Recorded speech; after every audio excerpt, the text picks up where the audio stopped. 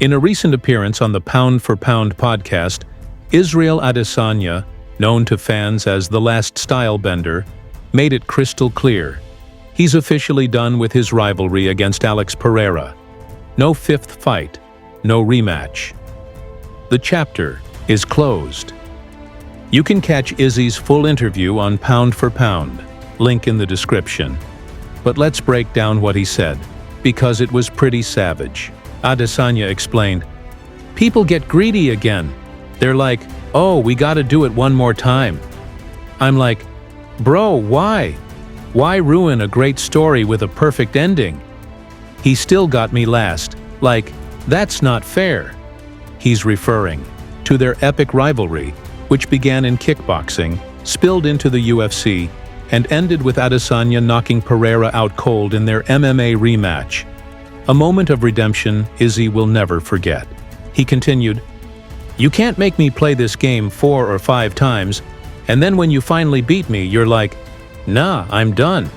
Hey, you just need to get one, and that's the important one."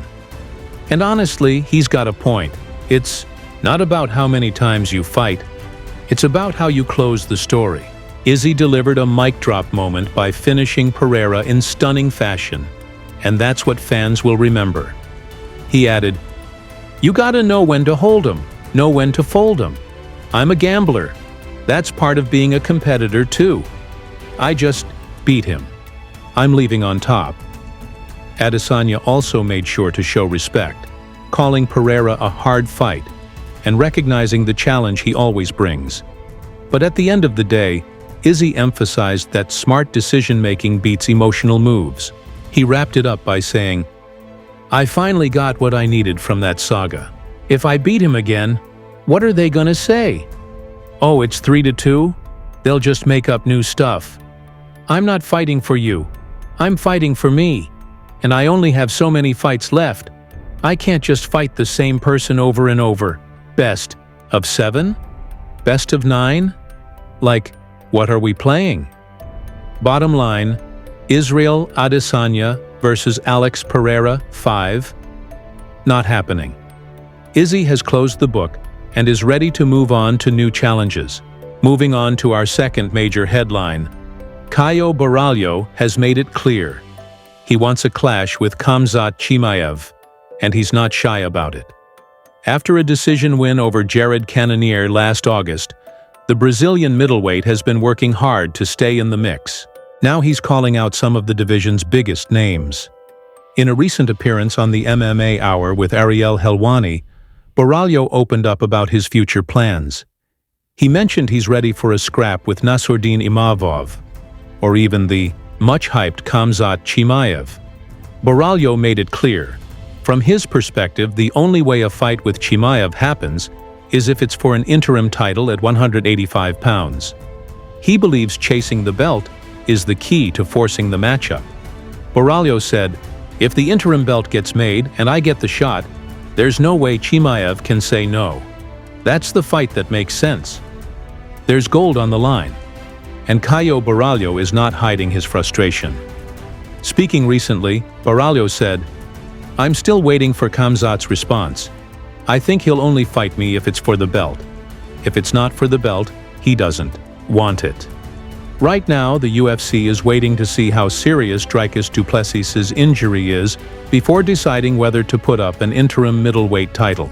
Until then, Borralho suspects Khamzat might just sit back and wait for a shot at the full title. A smart move strategically, but one that's wearing thin with fighters like Borralho, who want to stay active.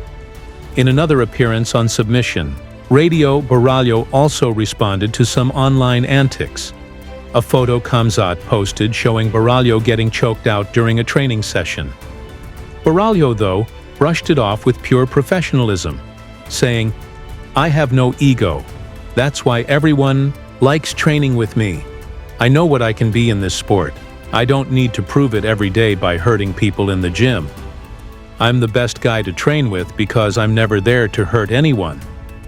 Despite the politics and social media games, one thing is clear. Caio Borralho wants to fight, and he's willing to fight anyone. He admitted, I'm just lost, bro, to be honest with you. I'm not the guy to say everyone's running from me, but the truth is, they know it's a hard fight. Borralho didn't stop there. He name-dropped some big names in the division. Robert Whittaker ducked me. Imavov ducked me. All these guys. I just don't know what I have to do to fight again. Talking about Khamzat again, Borralho said, "When I heard that Dreykus was injured, I saw an opportunity. This is my shot. I need to go out there and prove I'm ready. I'm willing to fight anyone. Doesn't matter who." Meanwhile, Nasruddin Imavov, who Borralho accused of ducking, clapped back at a fan online. Imavov responded, "Bro, never plan to sit on my ranking. It's never been about risk. It's always about opportunity. I'm still training hard." It's been almost 9 months since Borralho's last fight, and he's still on the sidelines. Will the UFC finally give him the big fight he's asking for? We'll have to wait and see. But one thing's for sure, Caio Borralho is done waiting. Joe Rogan weighs in on the featherweight GOAT debate. Aldo versus Volkanovski. Joe Rogan has made his pick for the greatest featherweight of all time, and it's already igniting a fresh debate. During a recent episode of the Joe Rogan Experience, Rogan shared his thoughts on the all-time greats of the featherweight division, particularly focusing on Alexander Volkanovski's recent victory. Rogan said, "I wanted to see if Volkanovski could pull it off. He's an all-time great featherweight champion, one of the greatest fighters of all time, period. He's a shoo-in for the Hall of Fame." Rogan didn't hold back in highlighting the challenges Volkanovski faced leading into this fight. He's 36 years old, coming off 2 knockout losses, and now he's stepping back in the cage against this animal, Diego Lopez. That's a hard fight. And Volkanovski delivered, pulling off a victory that reinvigorated the GOAT debate. While many fans still lean toward Jose Aldo, citing his legendary title reign, 7 successful defenses and nearly a decade of dominance, others argue that Volkanovski's level of competition, adaptability, and overall resume speak for themselves. Rogan seems to agree, noting that Volkanovski is fighting in an era with more well-rounded athletes than Aldo did. Volkanovski's continued evolution, his grit, intelligence, and technical mastery are undeniable, Rogan said. Even after those back-to-back knockouts, he came back strong. Still, Rogan acknowledged that Volkanovski isn't done yet. If he can rack up a couple more wins, especially title defenses, Rogan believes Volkanovski's case for the GOAT title could become undeniable. "People will have to give him the GOAT crown whether they like it or not," Rogan added. The debate between Team Aldo and Team Volkanovski is far from over, and as long as Volkanovski keeps winning, especially if he grabs that belt again, he could silence the argument once and for all. Islam Makhachev versus Bilal Muhammad. Could it happen? While Islam Makhachev has made it clear that he values loyalty and won't fight his close friend Bilal Muhammad, he's hinted at the possibility more than once.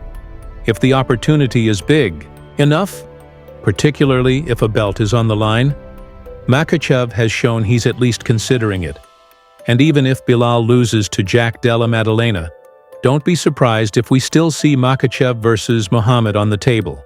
The UFC might push for it, especially if they need a big main event. This situation leads to some potential chaos at UFC 317. If Makhachev decides to move up to welterweight, that could leave Ilia Topuria without an opponent and open the door for someone like Charles Oliveira to step in. We could be looking at a Topuria versus Oliveira showdown for the vacant lightweight title. There's also been talk that Islam's weight cuts have become increasingly difficult. He's mentioned it himself, so in reality, there might only be one more fight for him at 155, and that's with Ilia. After that, Makhachev might be done with the division entirely. Keep in mind, Islam's resume is stacked. He's defended his belt, fought the featherweight champion twice, and proven himself at the top. So if he moves up, don't be surprised if the UFC strips him of the lightweight belt, just like they did in Miami. and ushers in a new era at 155 pounds. Islam Makhachev and power slap fighter Vasiliy Kamatsky almost brawl in Moscow. And now, for a crazy bit of drama coming out of Russia. Islam Makhachev, the UFC's lightweight champion, reportedly came dangerously close to getting into a street brawl with none other than power slap competitor Vasiliy Kamatsky. Yes, you read that right. Makhachev nearly threw hands with the slap fighting star outside a mall in Moscow. According to reports from Russian media, the two ran into each other unexpectedly in a crowded area near a shopping center. What started as a heated exchange of words quickly escalated into a near-physical altercation. For some context, Islam hasn't exactly kept quiet about his disdain for the sport of power slap. After his win at UFC 311, he openly criticized the entire concept, calling it disgraceful. Makhachev expressed his confusion, saying, "This isn't fighting. This is people just getting hit in the face while standing still. It's not martial arts. It's not skill. It's stupid." Those comments didn't sit well with Kamatsky, who's one of the most recognizable faces in power slap. Kamatsky fired back in a follow-up interview saying, "Disgrace? I don't know. Don't they do the same stuff in the UFC? Slapping each other, getting in faces, throwing stuff around? That's no different than what we do. We just made it a sport," he added. "Slapping people and getting knocked out is what made this popular. People like it. I don't see anything disgraceful about that." Islam Makhachev versus Vasiliy Kamatsky, a near brawl in Moscow. The confrontation between Islam Makhachev and power slap competitor Vasiliy Kamatsky in Moscow nearly escalated into a full-blown street brawl. According to reports, the two unexpectedly crossed paths outside a shopping mall, and after some heated words, things almost turned physical. The altercation was intense enough for nearby security to step in and separate them before any major damage was done. No police were called, and no arrests were made, but the story quickly spread across social media and Russian outlets. Neither Makhachev nor Kamatsky have issued official statements yet, but fans are divided. Some are praising Islam for defending MMA against what he sees as a disgraceful sport, while others feel he took it too far. Regardless, this unanticipated clash has added another layer of intrigue to the already polarizing world of combat sports. Let's just say, things definitely got real in Moscow. Ian Gary calls out Islam Makhachev ahead of UFC Kansas City. Just days before his highly anticipated headliner at UFC Kansas City against Carlos Patez, Ian Gary is already setting his sights on one of the biggest names in combat sports, Islam Makhachev. The undefeated Irish welterweight, who is still building his resume at 170 pounds, has boldly called out the reigning lightweight champion, signaling his ambition to test himself against the best. In a recent interview, Gary said, "Look, if Islam doesn't have to cut weight and moves up to 170, he becomes a nightmare for everyone. But that's exactly why I want to test myself against him. I'm not here to be average. I want to be great." These are big words from someone just days away from a tough fight. But Ian Gary has never been one to shy away from chasing greatness. He's modeled his career after Conor McGregor in terms of confidence and ambition, and it's clear he has a similar drive to make waves in the sport. If Islam Makhachev decides to move up after UFC 317, Gary wants to be the next challenge. But for that to happen, Makhachev has some hurdles to clear first.